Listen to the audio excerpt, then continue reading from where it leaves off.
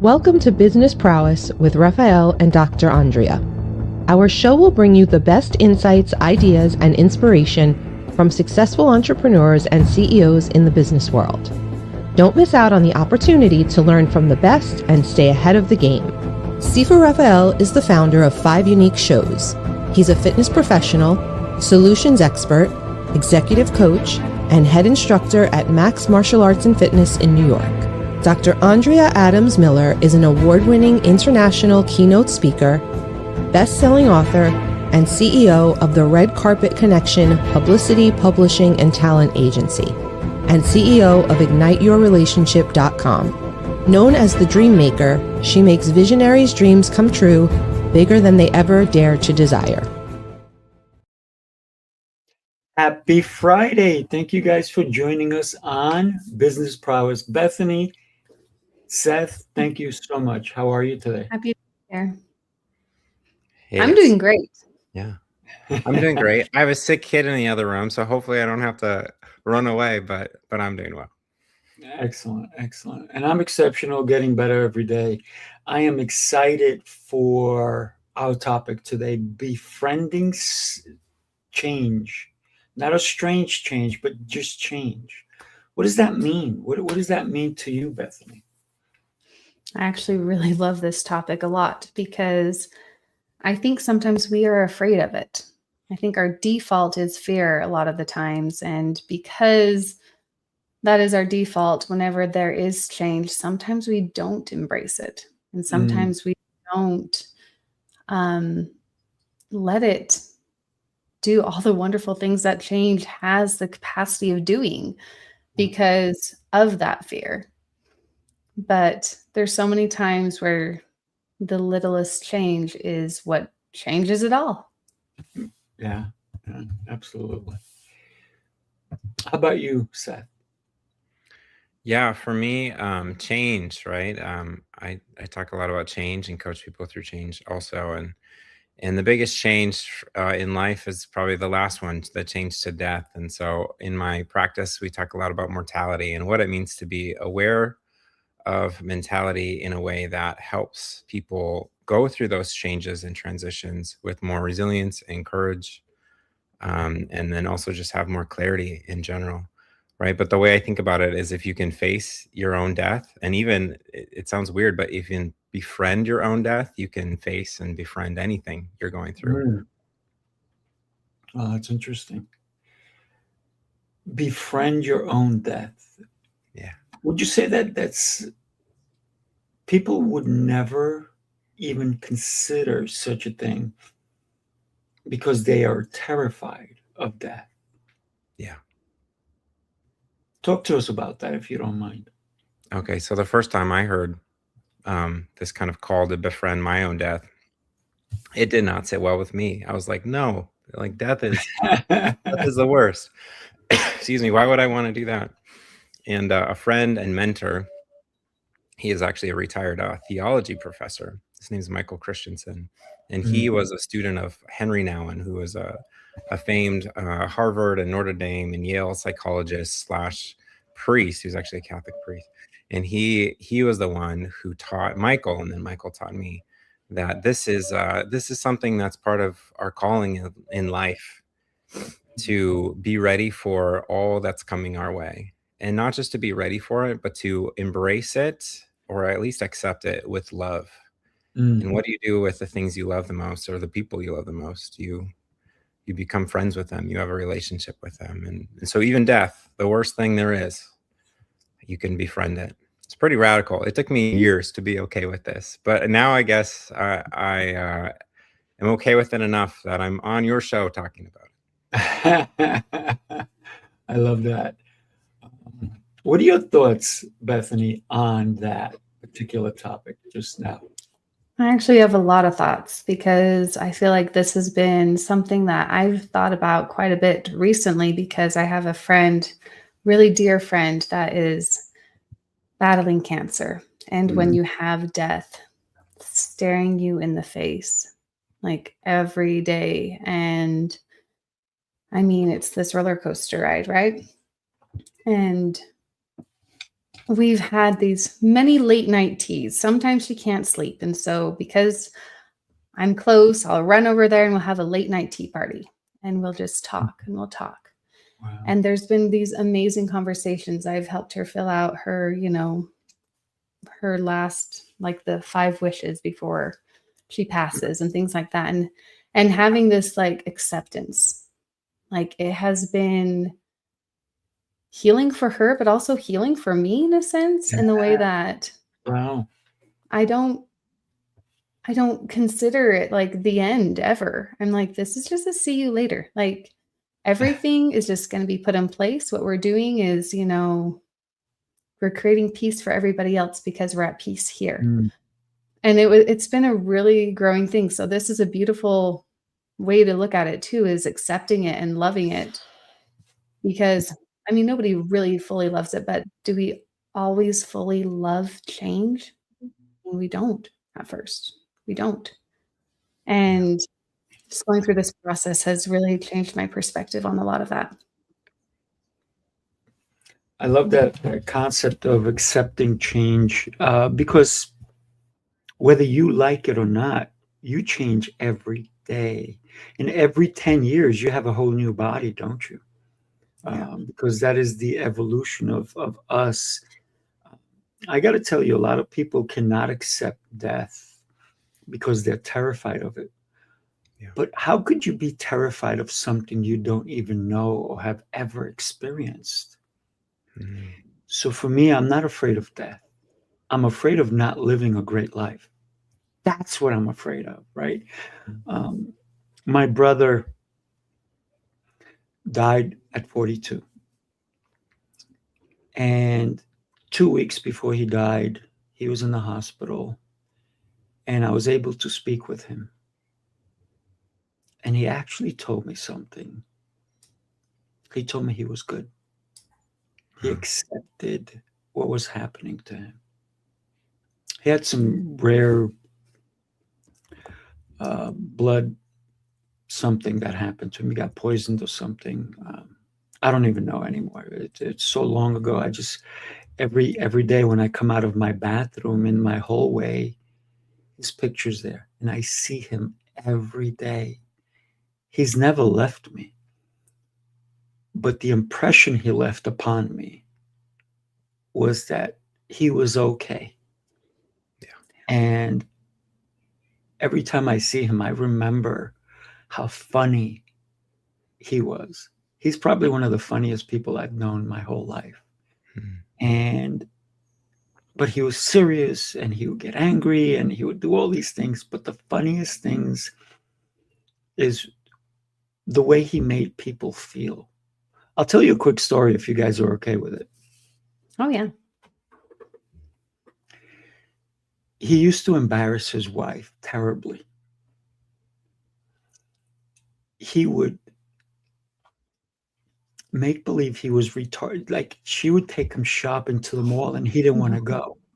So he would, as soon as they entered the mall, he would make believe he was somewhat retarded and he would start throw his arm up in a little weird way and he would do that the whole time. And she would be so embarrassed that eventually she stopped asking him to go to the mall. So, but he did it. And then, but he had a great time doing it. He didn't do it to put somebody down who had a disability. He did it to get at her. But in the process, he was very hysterical because he actually acted as if he was handicapped and not fully there. And he acted like a tiny little kid. And this is this grown man running around being silly and foolish.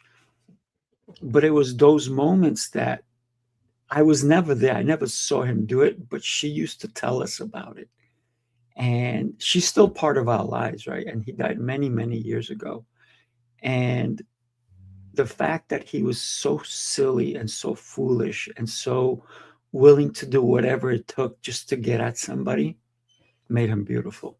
So, but the fact That's that he awesome. also said that he was not afraid and that he was okay with it, it really made me think about death differently. Hmm. Yeah. I think when you have like close death, so I had my my grandma when after I got divorced, moved back home to Idaho. My whole life was like explosion, all the things, right? Right down. But my parents had my Swiss grandmother living with them, and she was 93 or 94 at the time. Swiss people live forever. I don't know if you know that, but they do. They do. I've heard All that. Swiss people. Yeah. It's because we like chocolate and cheese. Anyways, That's good luck for me. vitamin C. It's our vitamin C, pretty sure. Side note. But living, coming back home and living with her for these end years of her life and being able to take care of her and having my children experience her was the most beautiful thing that I could have ever done, because they got to understand that death isn't scary. Golly, I might cry, guys. That death isn't scary. That death is actually really beautiful. And it wasn't, it wasn't fun. It wasn't amazing to go through, but it was time. And the lessons that are learned and the memories that we get to carry are things that don't ever get to go away. And I think that we have this idea sometimes that death is it. It's so final and all that's gone. But it's not. Like the things that carry on, the memories, the lessons, the wisdom, those things get carried on forever. And actually last week I did my podcast on ageism because it's so important that we have these lessons that these elderly people teach us, and it's beautiful. And I learned that when I got to go through this experience of her end life. And it was just my mom and I with her when she passed. And I will never forget just like, the last breath and looking at my mom and the feeling of, if you've ever been in the room when a baby is born, there's a special feeling. There's still that same special feeling when somebody leaves. Yeah. You can feel it. And it is a beautiful thing. It's not a sad thing. No. I've been there for my kid's birth. So it is a beautiful thing. It's the wonder of life. And then when somebody does pass, it's also the wonder of life, the wonder of their life, the wonder of the impact that they had on you. And so when I talked about earlier that I'm not afraid of dying, I'm afraid of not living, that's what I meant. That I want to impact as many people as I can who are in front of me in a positive way, in a positive light. And I think that if we can take every day like that, it's why am I here? What's my purpose? And how can I be divine in my purpose? Yeah. Love that. I'm interested in talking about that. I want to go back just a little bit to what Bethany was saying about the death of loved ones, and also Sifu, what you were saying, because one thing that I've learned over the years, having been hospice chaplain and reading and just being around this, is that your death can be one of the greatest gift, if not the greatest gift, that you offer to your family, because the way you go is the way you'll be remembered, right? The picture in the hallway, the tear that comes down when you think about family, like these are the gifts of those who've come before. And for us, back to what you're saying, Sifu, about living life now, right? Like there is an end in mind, and maybe it isn't the final end, right? But there's at least an end to whatever this is, this life. And why don't we focus on those priorities that we say we have? And hopefully we do, right? But I think this can be clarifying to actually say, you know what? At my funeral, I want them to say this about me. Well, then I better act that way, right? In my obituary, I want this to be in print, well, then we better do those things. Mhm. Here's a thought. Has anybody ever considered writing their own obituary? Yeah, I actually tell people to do that. And for the listeners, give it a try. It's quite the experience. It may even change the way you live your life. Yeah. If you want to be remembered a certain way, right? Yeah. I gotta say, Seth, I'm enjoying your shirt. Tell us about that a little bit. Oh yeah. It's rustic. It's cool. Tell us about it. Yeah, it's a shirt. It's styled in like this ancient Syrian style, right? But I thought, You can't see the bottom, but it goes long. It's a real long shirt. It's called a Corfu. I'm sure I'm saying that wrong. But for me, it just kind of evokes like the ancient nature of where we've been and where we're going. There's I don't always wear clothes like this, but I like to put it on when I'm in this role, right? Because I think it kind of unites me with like what has been and what is and where we'll go. People are changing styles all the time, and this one is certainly a style, right? But what does it mean that somehow it's modeled on what people were wearing when they were tending sheep, when they were growing grain, in their backyard, when life looked a lot different than us talking to each other across the country on screens, and just and maybe in a sense hold that like what has come before leads up to now and impacts what is happening now. I have friends who are from Asia and from like some from the Pacific Islands, and they talk about the 7 generations before us and the 7 generations after us. And others talk about this too, right? But what we do is in one sense connected to all that, right? We honor those who come before. We set up what is good and hopefully what is right for those who come after.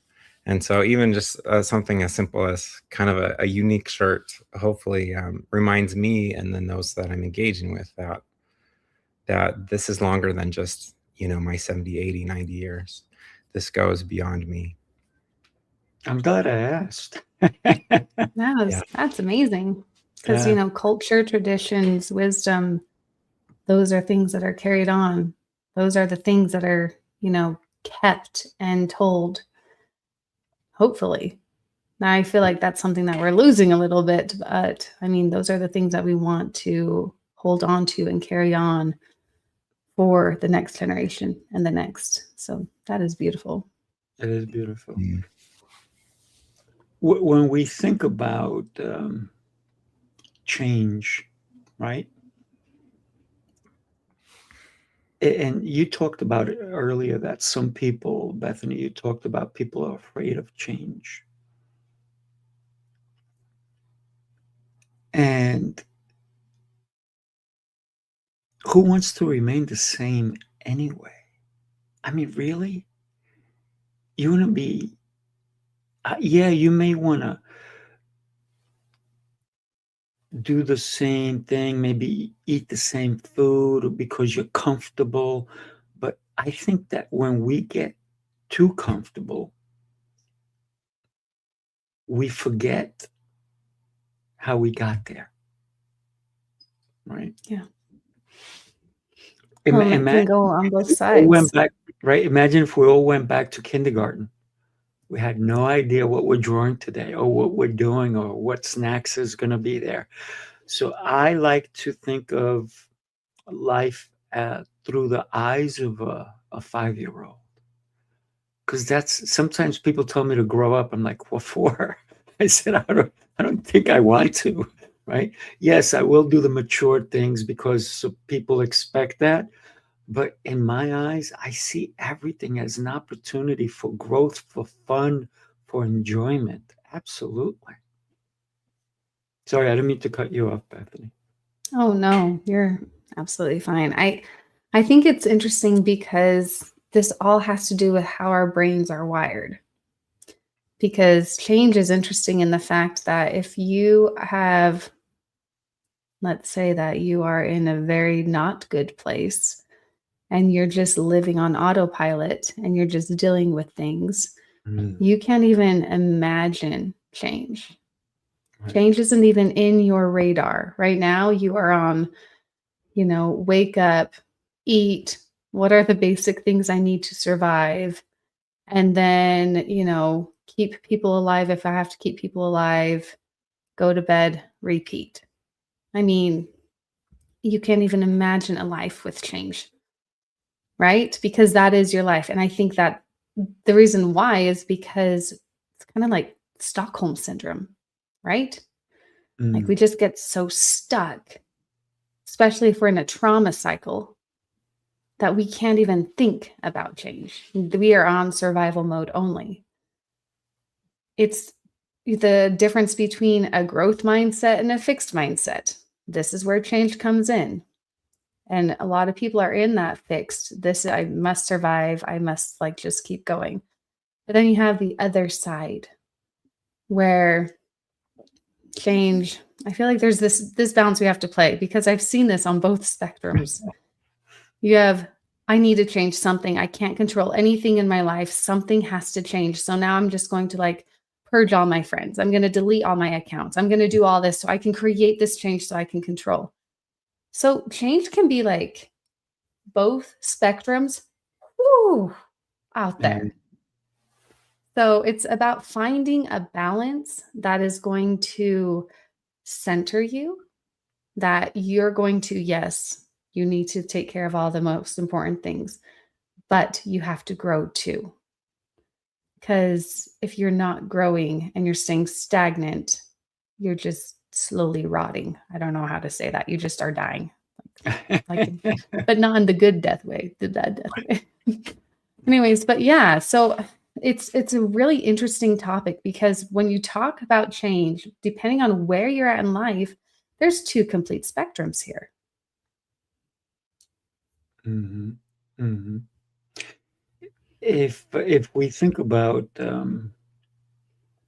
change, right? We have no control of our age. We have no control of the days. Today may be Friday. We can't stay in Friday. Didn't we just have Groundhog Day the other day? Yep, February Wasn't 2nd. it February 2nd? Wasn't that the same thing?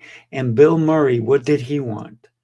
He desperately needed change, because the first time it's like, okay, this is happening again. And then afterwards it's like, I already know it's going to happen. So if there is no change and you know exactly what's going to happen, man, are you going to be bored out of your mind? Right? And think about technology. Technology moves at the speed that we never imagined before, and it's only going to get faster, right? We all say that AI has been around for eons, but in reality, we haven't experienced AI till the last couple of years, maybe 2 years, maybe. And so now people are able to go and talk to an AI and get a response back like that. And before, it was all Google, right? Google was our AI for a while, or Bing or whatever, and you would ask a question and it would come up. And even Google said, wait a minute, we can't stay the same. Blockbuster wanted to stay the same. Guess what? Aw, Blockbuster's out. So do we remain the same and expect something different to happen? No. So let's not live Groundhog Day. I know Bill Murray didn't want to. No. Well, every day before us is a day that we don't get back, right? So it's a day that we need to, in some ways, release, or it will stick with us and hold us down, right? And so a lot of times along with that, there are parts of those days or weeks or months or years or decades that are holding us back, holding us down, things we're still attached to that they're dead and gone already. Mm. Yeah. You know, I like to take this perspective. A lot of people will say, you know, you have 24 hours in a day, 7 days a week, so 24/7, right? 168 hours a week. There's 168 hours. Yes. And you take away sleeping, right? That's hopefully we're getting, you know, enough sleep and we're sleeping 58 hours a week, hopefully. You know, and then you take away, if you work a normal 40-hour job, which, you know, I know a lot of entrepreneurs don't, but there still is around 72 hours left. And if you break things up into hours, that's 72 hours of complete autonomy where you can choose. That is 72 hours of, I mean, you have sleep already taken care of, work is already taken care of, so you have important things gone. So you have 72 hours. That is 3 full days to choose. What are you going to spend your time on? What do we spend our time on? Are we growing ourselves? Are we taking that time to make changes within ourselves? Are we, you know, growing with our food, our health? Are we growing, you know, with our relationships? Are we growing? There's so many things that we could do in those 72 hours. And what are we doing with them? So many people say they don't have enough time, but we have the time. It's just, what are we doing with it? I do my best to have a 36-hour day, by the way. Oh, okay. Teach us how to do that. It's implementation, right? Taking control of your time. Because when you don't control your time, somebody else will come and they will kidnap you and you will have no say. And so for me, it's about being intentional with my time. Who do I allow to even come in? Listen, my fiance says to me, show me your calendar. Because she wants to put time in. She's a smart girl, right? She's like, And then she goes, what are you doing here? What are you doing there? What are you doing there? Let's go do something together. And I'm so happy that she does that because she wants to spend time with me. And I'm very gifted that she does, because that means that I am wanted. I am desired. That fills my heart. So for her to ask me for my calendar, and so many times she'll go, can we do this? And she goes, I know, you have to check your calendar. I said, yeah. I said, but you know what? Sometimes what we need to do is more important than what's on my calendar. So I will go ahead and cancel that appointment or this or that or the other, not because I don't value them, because I value this more. So we have to be intentional with our time. And so many people don't. They wake up and whatever the day's coming, whatever's going to happen, let it be. And therefore, are you living the life worth living? Or the life that someone else wants you to live? Yeah. I feel like I have to be very intentional with my time nowadays. It's very much so like, I think once you start having kids leave and they're growing up, you realize how short time is. Oof. And so, I mean, it's not very long. And so, you know, 4 of my kids are young adults and the other 2, 15 and 12. And it's like, now, you know, all these things will wait. Like things can wait, because the wisdom, the memories, the lessons, the time, those don't wait. And those are going to be the most important things that they're going to take with them when they do leave. I was actually talking to Seth before this happened, and Seth and I were talking about, you know, just kids. And it's kind of crazy. Like, yeah, he's had to adjust everything, but he's here, but he still's taking care of his daughter, you know, and those things are beautiful. Mm-hmm. Seth, if you can share that you said yes to being on the show, and then your daughter's sick, and you're like, oh, how do I handle both? And you even said at the beginning of the show, my daughter's in the other room, she's a little bit sick, so I might have to leave. And if you did, we would 1,000% understand, right? Because family is super important in for both Bethany and myself, and most people watching. I said most people because there's some people who still need to put family first in their lives, right? So tell us about that, if you don't mind. Yeah, I mean, it was a game day decision when she woke up this morning and she vomited, right? So that's the reality of having a 6-year-old. And Mhm. also, when you're 6, your aim isn't good. She told me, she said, "Dad, my aim's not very good." So, it didn't go where I would have wanted it to go. But again, right? So then it was, okay, my 8-year-old, my 6-year-old, 8-year-old's feeling fine. 6-year-old's not. How do we get them into school in a way that's safe for everyone and hopefully safe enough for my car, right? And thankfully it was.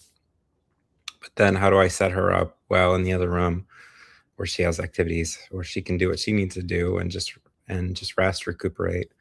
And then I can be present to you as much as I can be, right? Knowing that like I have an ear listening just in case something happens, right? So it's that balance, right? And anyone who has any relationships knows that balance where it's I have these objectives and priorities and goals, and then I have these other ones, right? And sometimes I think about it as like breadth versus depth.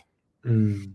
And so like the breadth is, all of those daily activities, the clients and the outreach and the operations and right, all the breadth that goes into the life of a business person, an entrepreneur especially.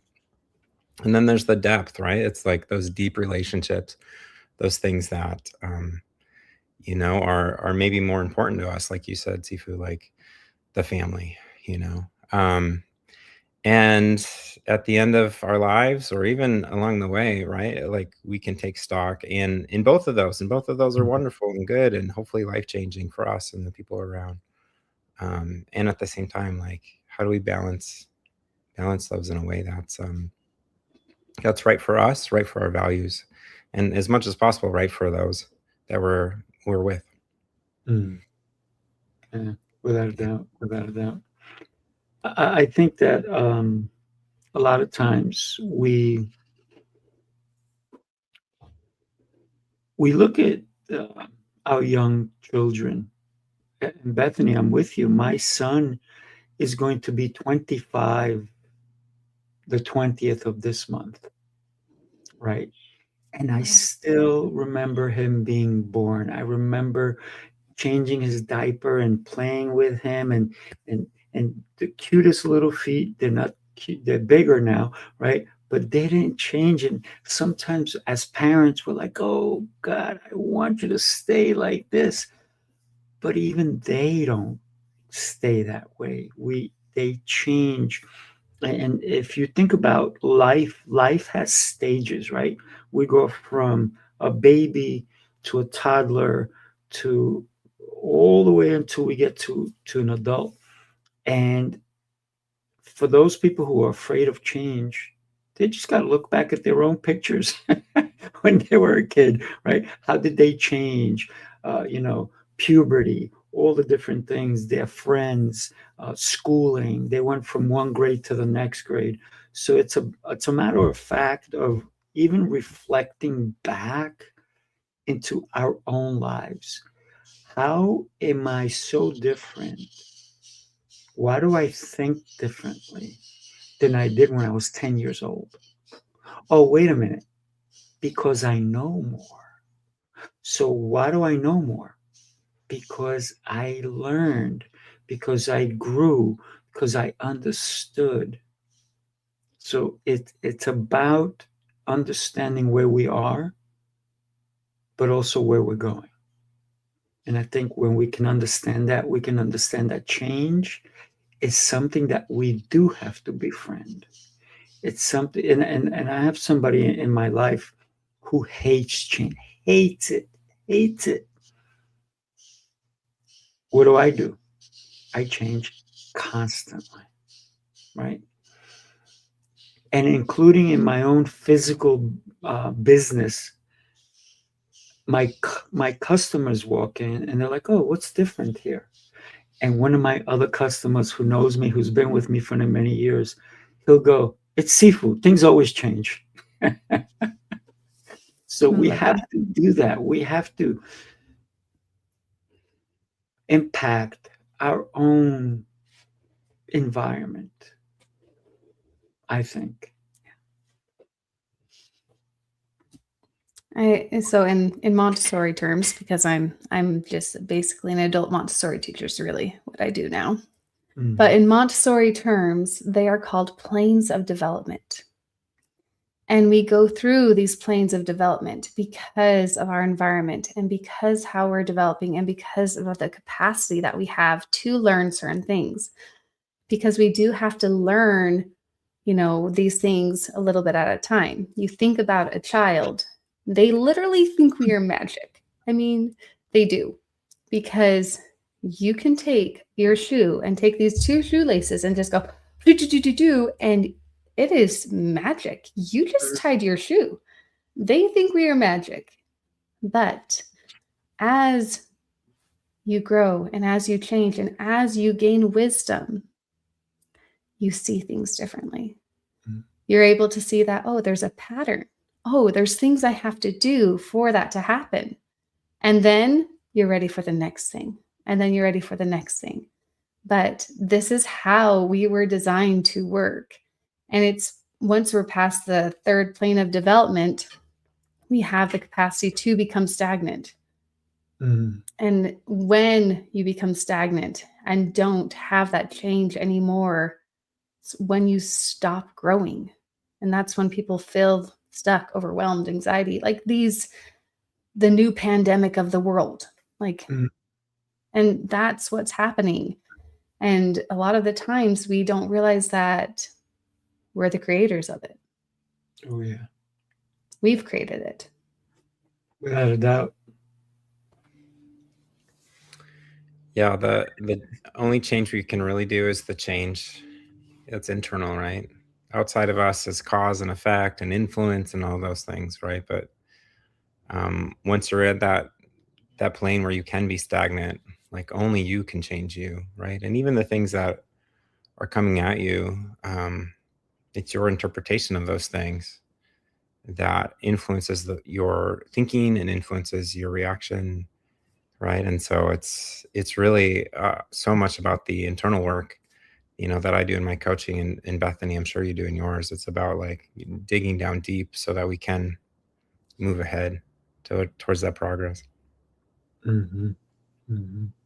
Let me share something with you guys before we go on. Take a look. And this is something that's happening soon. Take a look. The city never sleeps, and neither do the dreamers who build its pulse. From every corner of the globe they come. Visionaries, creators, leaders, each carrying a spark ready to ignite the world. This is not an event. It's a revolution of rhythm and reason. A symphony of minds. A movement of momentum. Seafood on fire. Lancelot. Jose Escobar. Together they set the stage for brilliance. This is the NYC experience. Mastermind, light up the city. They coming from the east, coming from the west. Knowledge on deck, put the truth to the test. Leaders in motion, hearts in sync, dropping wisdom so deep it'll make you think. They bring stories, sweat and flame, different faces, one shared name. Elevation, that's the sound. NYC experience, mastermind, where purpose is found.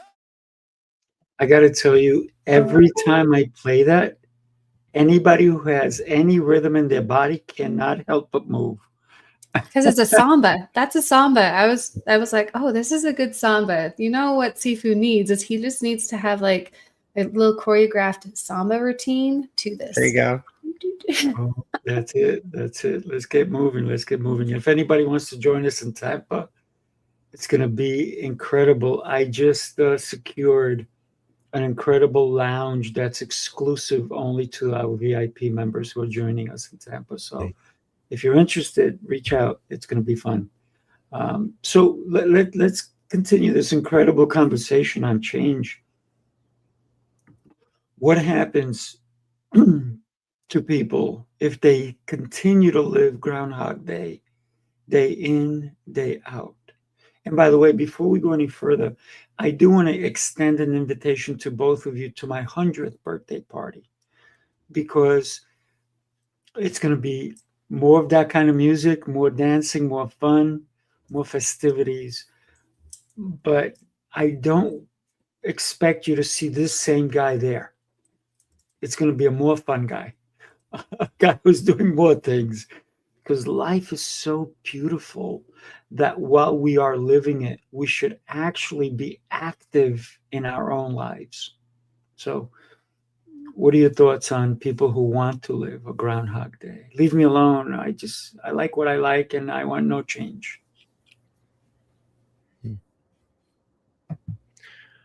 So I'll go, I guess. So I'm, you see down here, reverend, right? So I'm an ordained Christian minister, actually. But I think that all wisdom is worth knowing as much as we can, right? In our limited time. And in the Buddhist tradition, right, they talk a lot about how change is inevitable, right?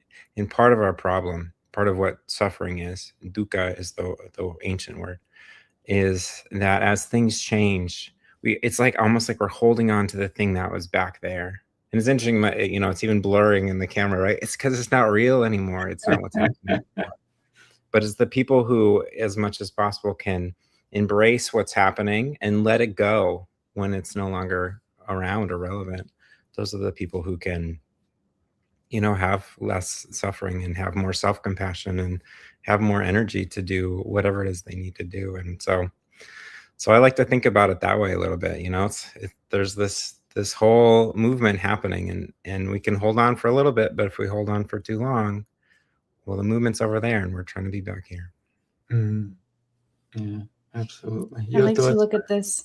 Oh, I was going to say, I like to look at this because if you choose not to change, there's going to be change. You're just not going to have control over it. Yes. Because the world and life is going to still change around you. You just won't, you'll just keep adapting. And what adaptation looks like for people that aren't willing to like recognize that they need to change too is basically loops. You're living Groundhog's Day. You really are. You are having the same triggers. You're having the same reactions. You're getting the same results. Things are happening. It's the same thing. And all that's doing is creating more within your stories. And you're getting more and more stuck. You're just creating more and more stories. And you're just like compounding everything. And you're losing out on opportunities. You're losing out on, well, the world. Because when you don't change, your world shrinks. And you don't have the opportunity to see outside of that because you're still in the mode of, if I don't change, I have more control. But realistically, if you don't change, you've lost your choice and you've lost more control. Oh, great point. I don't want to lose control. So would that make me a control freak? No, I would think that that would make you very aware of your autonomy and your ability to choose. And that would make you very, very I talk a lot about intrinsic motivation. When you understand you and you understand your purpose and you're doing it because of you, not because of a thumbs up, a heart, a comment, a whatever we're like searching after now, right? You're doing it because this is who you are. you have more power, you have more control. And that is true change because you have more choice, because you understand that you always have a choice. Love that. Believe it or not, we have gotten to the end of our show, and this is a great conversation. Bethany, your website is going across the bottom. Tell us why somebody should reach out to you. You have 45 seconds. Because I'm an adult Montessori teacher and I can teach you how to think differently. Teach you how to really work on yourself inside so that all the other things in your life, your business, your relationships, and things work. Because if you're not okay here, you're not okay anywhere else. Love it. And I got to tell you, she is a powerhouse. Love you, young lady. You're incredible. And Reverend Dr. Seth, I'm going to put yours up. So tell us why somebody should connect with you. Yeah.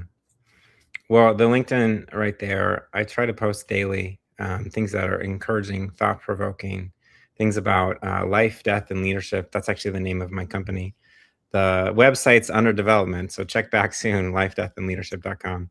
But connect with me if you're interested in learning more about how to befriend your future, the good, the bad, the ugly. Connect with me just to hopefully walk alongside together to face this life that we have, the change and the things that we hold and we keep with us. So I'm happy to connect, and I'm happy, Sifu, that you had me on. So thank you. Oh my gosh, I got to tell you, because I do happen to have 10 shows, I'd like you on more of them. So think about that, right? I am Sifu Raphael. It's really easy to connect with me, sifuraphael.com. Let's have a conversation. And if there's any way I can help you, it'll be my honor, because this is what God has put in my heart, to help as many people as I can in whatever modality that they may need at the moment. So here's the thing, connect with all of us, because we have something important that you may need. Do me a favor, everybody. Share this show with somebody. Somebody needs to know about change. And today, that was the topic. Thank you. Last words, quickly, Bethany. That we're basically plants and we have to change so that we can grow into something beautiful. Ooh, I love that. Seth? You're made in the likeness of the divine, and that's going to carry you through whatever is happening. Oh, yeah. I love that. I love that. And I'll just say, if you want change, but want to remain the same, you have a conflict. So God bless everybody. Have a beautiful rest of your day. Bethany, stay on with me for a second. Dr. Seth, stay on with me for a second.